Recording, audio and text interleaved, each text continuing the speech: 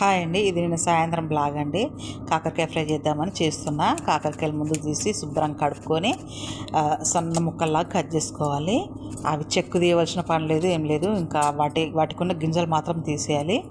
అట్లా లేస్లాగా కట్ చేసుకోవాలన్నమాట. కట్ చేసుకొని డీప్ ఫ్రైకి ఆయిల్ పెట్టుకోవాలి. ఆయిల్ పెట్టుకొని దాంట్లో కొన్ని వేసుకొని మొత్తం ఒకసారి వేస్తే ఆయిల్ ఎక్కువ పడుతుంది. ఇంకా అంత అవసరం లేదులే అని చెప్పి కొంచెం ఆయిల్ వేసుకొని కొన్ని డీప్ ఫ్రై చేసుకుంటే ఈజీగా అయిపోతుంది. ఇంకా వేగుతూ ఉన్నాయి. తర్వాత ఇంకా టమాటా కూర కూడా వేద్దాంలే అని చెప్పి పక్కకు టమాటాలు కట్ చేసుకుంటున్నా. తర్వాత అవి వేగినట్టు తీసుకొని మళ్ళీ దాంట్లో ఇంకో మళ్ళీ వేసాను. ఇంకా తర్వాత టమాటాలు కట్ చేసుకొని ఇంకా పక్కకు పెట్టేసుకున్నా. ఇది ఎండుమిరపకాయలు దీంట్లో మసాలా అనమాట. ఈ ఫ్రైలోకి ఇది కారపొడి, ఎండుమిరపకాయలు, కొన్ని పల్లీలు, ఎండు కొబ్బరి, కొంచెం జీలకర్ర, కొన్ని వెల్లుల్లిపాయలు, ఇవన్నీ వేసి బాగా వేయించుకోవాలండి. కొంచెం ఆయిల్ కూడా వేసుకోవాలి. వేయించుకొని తర్వాత మిక్సీ పట్టేసుకుంటే ఇంక ఈ మసాలా రెడీ అయిపోద్ది అనమాట.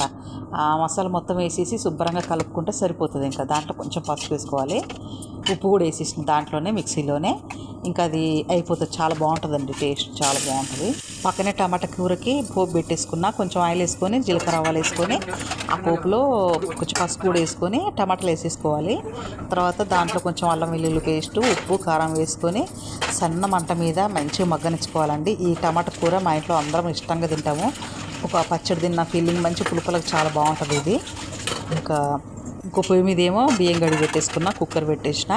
ఇంకా రెండు పొయ్యి మీద రెండు అవుతున్నాయి. ఇంకా లోపు మధ్యలో ఖాళీ దొరికినప్పుడల్లా గిన్నెల దగ్గరికి వెళ్ళిపోతా. ఇంకా గిన్నెలు కడిగేస్తూ ఉంటాను అనమాట. ఎందుకంటే ఇంకా అవి సపరేట్గా వాటి పని పెట్టుకోవడం ఎందుకు, వంట వేసేసుకుంటానే నేను గిన్నెలు తోమేసుకుంటా. తొందరగా అయిపోతుంది, వంటింట్లో పని మొత్తం ఒకటేసారి అయిపోతుంది. తర్వాత ఇంకా జొన్న రొట్టెలు చేద్దాంలే అని చెప్పి ఇంకా కొన్ని వేడినీళ్ళు పెట్టుకొని పిండి వేసుకొని కలుపుకొని ఇంకా రొట్టెలు చేస్తూ ఉన్నానండి. రొట్టెలు చేసేటప్పుడు ఎవరైనా ఈ టిప్పు కావాలంటే వాడుకోండి. ఇప్పుడు మనం చేతిని తీస్తేనేమో కొంచెం రొట్టె మందం వస్తుంది అనమాట. అట్లా చేతిని కాకుండా ఈ ప్లేటు సహాయంతో తీస్తే రొట్టె చాలా, మనం ఎంత పలసగా కావాలంటే అంత పలసగా కొట్టుకోవచ్చు అనమాట. ఇంకా అది చాలా పలసగా వస్తుంది అనమాట ఆ ప్లేట్తో అట్లా తీసుకుంటే. ఎవరికైనా అవసరమైతే ఇట్లా వాడుకోండి. ఈ రొట్టెలు కూడా చాలా నీట్గా చాలా బాగుంటాయి. ఇంకా మధ్యలో పొయ్యి క్లీనింగ్ అది ఇది అంత పని అంతా అయిపోతుంది ఒకేసారి. ఇంకా సరే, నచ్చితే లైక్ చేయండి, సబ్స్క్రైబ్ చేసుకోండి. ఓకే, మరి బాయ్.